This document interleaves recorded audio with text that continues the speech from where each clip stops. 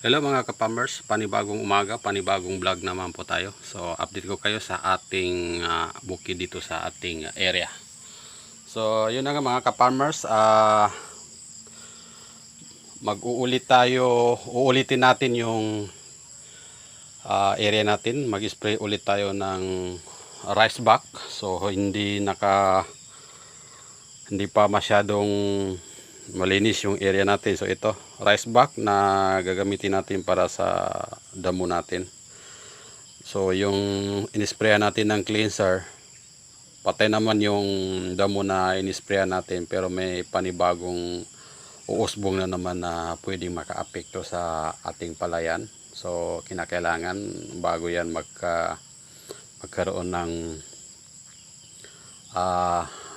bago magbubuntis yung ating palay, maka-spray tayo, magiging malinis yung ating ilalim ng palay. So ito, bumili tayo ng rice buck 800 dito sa atin. So yan. So ito ay pagtimpla ng rice buck mga ka-farmers, ay ito ihalo natin sa 1 litrong tubig, itong maliit dito.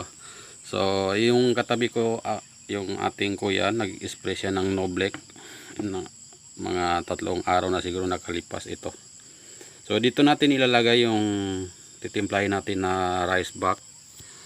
So ito bubuksan natin at dito natin ilalagay yung 1 litrong tubig. So ihaloin natin sa pagtimpla sa snap spray natin.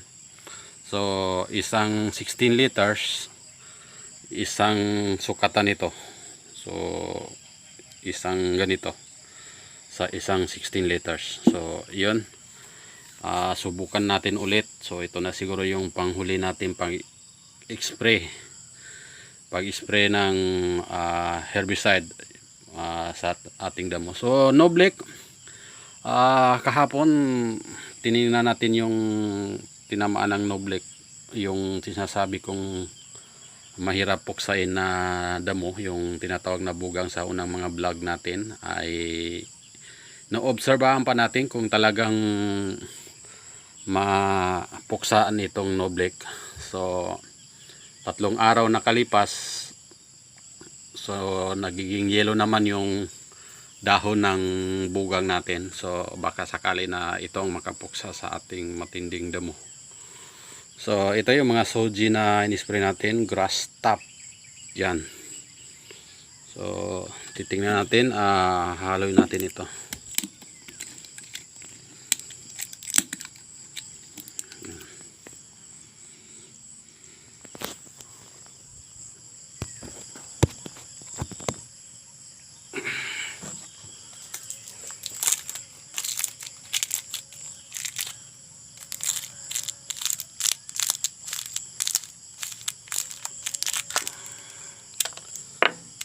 So maaga-maaga tayo dumating dito sa ating area mga ka-farmers.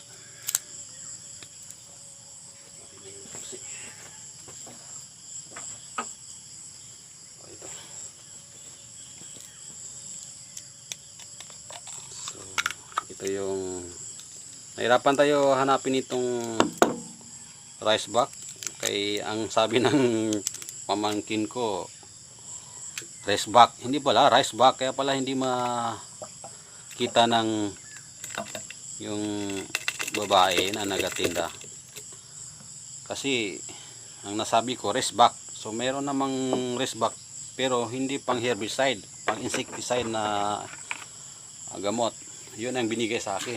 Hindi pala, tawagan ko ulit, hindi pala rice buck, kaya bumalik tayo doon sa tindahan. Tinanong natin ulit, rice buck, nakita natin. Tawa nga ako, nalibot ko yung tindahan, iba ang binibigay sa akin kay rice buck na powder. So ialugin lang natin para mahalo ng maayos. Subukan natin sa ating damong, yung sarong kadang. Yan. So ganyan lang magtimpla mga ka-farmers. Haluin natin ulit at i-shake natin.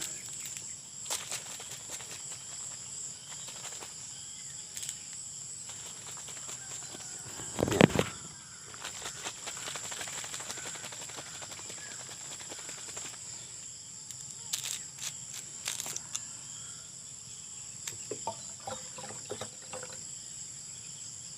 Hindi pa naubos. So kahapon nag-spray nga tayo ng gold para sa ating black bug.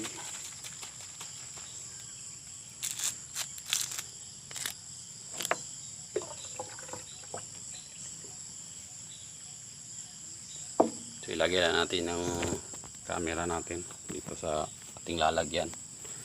Yan. Ayan, yan. Yan. Pwede na.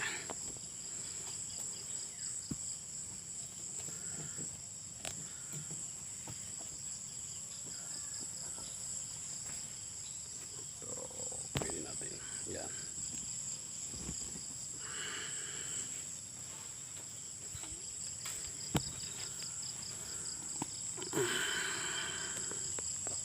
Yan. So, ito yung sukatan ng pagtimpla natin ng rice pack. So, dagdag tayo ng tubig dito sa ating galon.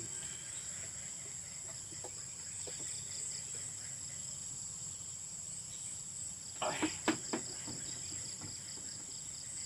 So, paalala mga ka-farmers, hindi ito nakakapuksan ng yung tinatawag natin bugang, no? So, yung isang damo lang at iba pang damo ang kayang puksan itong rice bag. Matapang din ito pagdating doon sa kwan. So, yun naman ang karamihan sa ating damo sa area natin, yung sarong kadang. Yan. So dito natin nilagay sa Noblek na bote, bottle.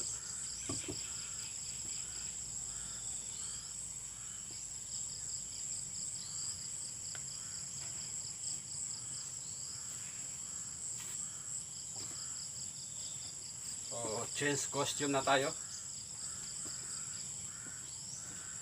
para ready to fight na naman tayo sa ating gagawin ngayong umaga.